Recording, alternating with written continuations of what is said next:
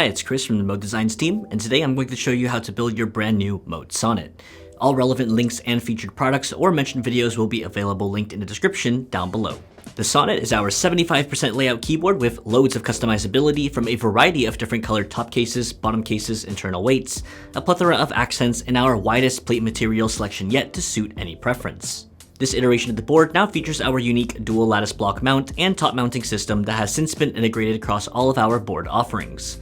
You can find out more about the differences between the original 2022 Sonnet and the latest revision in our comparison video. And if you want to learn more about the Sonnet, be sure to visit our website, and we do also have a written build guide with helpful photos that you can also find linked below. We're going to begin this build by unboxing the components, working on our internal assembly consisting of the PCB, plate, switches, and stabilizers, and finally ending with the assembly of the rest of the board. The Sonnet ships in a hardshell fabric carrying case containing the top and bottom cases pre-assembled, a fastener pack, Daughterboard and Daughterboard cable, silicone feet, a rubber parts pack containing both the lattice and top mount blocks, a screwdriver and keycap puller, a PCB, and plate. Separately, you will also have your chosen accent and internal weight. Refer to this image on screen to ensure that you have all of the necessary fasteners. If you opted for the optional foam kit, you'll have a separate packet containing your PE foam, case foam, and plate foam. In addition to these components, you'll also want to make sure that you have your MX style switches, keycaps, and stabilizers all ready, all of which you can also find on the Mode website. To prepare for your build, we highly suggest lubing your switches and stabilizers for optimal typing sound and feel. We have a dedicated tutorial on stabilizer lubing and tuning, which you can refer to linked in the description down below. We also highly recommend that you test your PCB regardless of if it is a hot swap or solder PCB prior to building your board. We can't guarantee a replacement PCB that was not tested prior to assembly. First, place the PCB face down and connect the Daughterboard to the PCB.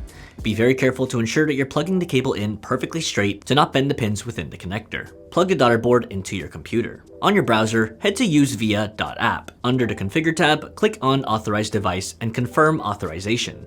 This is where you can also change the layout and key bindings of your PCB, but we'll come back to this later. Then, navigate to the Key Tester tab and enable Test Matrix Mode. Using a pair of tweezers, you'll want to connect the metal contacts under each switch position and make sure that it lights up in VIA.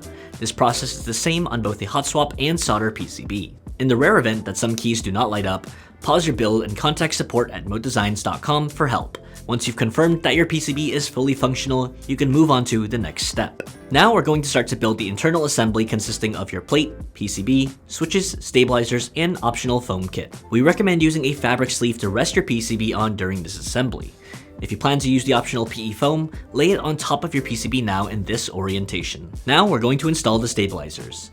These are used for your larger keycaps like Shift, Enter, Backspace, and the spacebar to prevent rocking on these longer keys. It is highly recommended to pre-lube your stabilizers to prevent any rattling sounds, and again, we'll leave our guide linked in the description on how to best do that, which covers the topic of stabilizer lubing and installation in much more detail. And before installing anything, you'll first want to choose your layout. The Sonnet Hot Swap PCB supports a 6.25U or 7U spacebar as well as stepped or regular caps lock. The Sonnet Solder PCB supports both of these options in addition to split backspace, split left shift, and ISO enter. Now you might be wondering, which layout should you go with? It's mainly purely aesthetic. Using a 6.25U spacebar gives you one extra switch, with each keycap on that bottom row being 1.25 units long, and a 7U spacebar uses a 1.5U, 1U, 1.5U, and another 1.5U keycap, with one less switch than a 6.25U layout. On the back of the PCB, you can refer to the silkscreen for a guide on where to place your switches depending on the layout that you choose. Certain switches are rotated 180 degrees to support these layouts on the hot swap PCB. For this build, we'll be going with a standard ANSI layout, so we'll need 3 2U stabilizers for backspace, enter, and left shift, as well as either a 6.25U or 7U stabilizer for the spacebar. In this case, we'll be going with a 6.25U spacebar. To install your stabilizers, insert the non-threaded end of the stabilizer into the larger cutout on the PCB and pivot the threaded end into place. While holding it from the front, screw it into place from the underside of the PCB with your stabilizers included fasteners. Our Mode stabilizers optionally also come with washers that you can choose to use. Now it's time to install your switches. Before installing them, make sure to check that each switch's pins are perfectly straight. If they are bent, you can use tweezers to try and make them straight again. If you also picked up the optional plate foam for a more dampened sound, put it on top of your PCB now. Remove the Mylar standoff covers and align your plate on top. Fasten it into place with the 4 M2x4 flathead fasteners. Now you can insert your switches. If you have a hot swap PCB, we also suggest bracing the back of the hot swap socket while pushing the switch into place. Be sure the switch is going in perfectly straight. Regardless of if it is a hot swap or solder PCB, we recommend starting at each corner and carefully working your way around the perimeter of the PCB, followed by working down in alternating columns. If you're using a softer plate material like nylon, polypropylene, POM, or PC, you'll want to pay extra attention to ensure that each switch is seated completely flat. You can use the tip of your screwdriver while pressing down on the switch to carefully pull the plate upwards to ensure the switch snaps properly into the plate. We also have a separate video that covers the topic of softer plate installation in much more detail, which you can also find on our channel and linked in the description. If you have a solder PCB, now's the time to solder up your switches. Make sure each switch is installed correctly.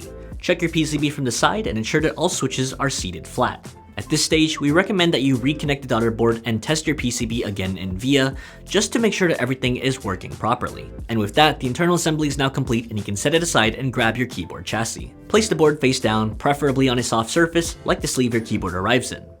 And carefully, one at a time, peel off the adhesive silicone feet. Align the feet into the recesses on the back of the board starting at one corner and carefully pressing across to ensure that they are properly adhered. Smooth out any raised areas. Next, carefully unscrew the two M2.5x10 fasteners using the H2 bit and set the bottom case aside. Now grab the Sonnet top case and your chosen accent piece. Insert the accent with the screw side facing into the case. While holding the accent in, flip the assembly over and fasten using the 4 M2x10 screws with the H1.5 bit. The Sonnet comes with 2 sets of lattice blocks and 1 set of isolated top mount blocks.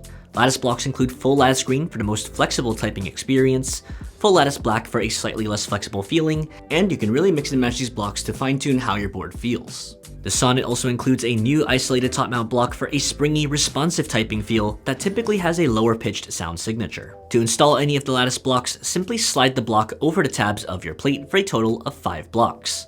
The smaller half of the block should be facing upwards. The 3 rectangular blocks should be inserted into the top half and the 2 rounded blocks into the bottom half.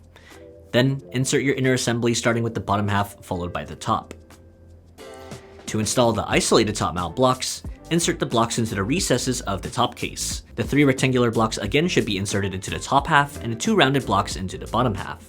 Then insert your inner assembly starting with the bottom half followed by the top and secure it into place with the 5 M2x5 fasteners. If you plan to use the optional case foam for a more dampened sound signature, place it on the back of your PCB now in this orientation. Now you can grab the bottom case and install the daughterboard. Ensure the daughterboard cable is connected securely to the daughterboard itself in this orientation, again being careful not to bend the pins within the connector. Then we recommend holding the daughterboard by the cable with the cutout facing downwards to properly align the daughterboard to the bottom case. Fasten the daughterboard into the bottom case using the 4 M2x3 socket head fasteners, being careful not to over tighten. We recommend using just a bit here without the screwdriver handle to ensure that these screws are not over tightened. Then gently lower your internal weight into the recess and fasten it in with the 2 M3x5 flathead fasteners. Now we're going to assemble the top to the bottom case. First, hold the bottom case firmly in one hand and align it with the notch on the bottom edge of the top case.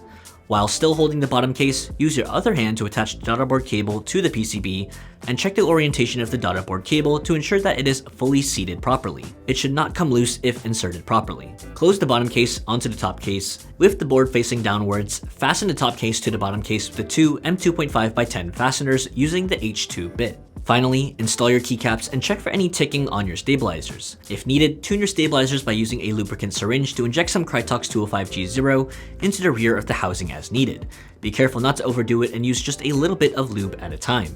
And again, we'll leave a link to our great stabilizer tuning tutorial in the description down below. Finding the correct keycaps for the right-hand column can sometimes be difficult because there are often multiple row profiles of the same keycap included in a set. Working from top to bottom, you'll want to find row 1 delete, row 2 page up, row 3 page down, and row 4 end keycaps for your Sonnet. Our mode keycaps have the row profile embossed on the backside of the keycap so that you can quickly and easily find the right keycap set for your Sonnet. If you want to modify any key bindings, head to usevia.app on your browser, plug your board in, and accept the prompt to authorize your keyboard. Under the Configure tab, you can remap any of your keys to other functions. For example, if you don't want to use the delete, page up, or page down options, you can easily reconfigure these to media controls like volume up or down by clicking on the key and selecting a different function in the VIA options. You can also toggle between the 6.25U or 7U layout under the Layout tab. And that's everything you need to know about the mode Sonnet. We hope you enjoyed the board.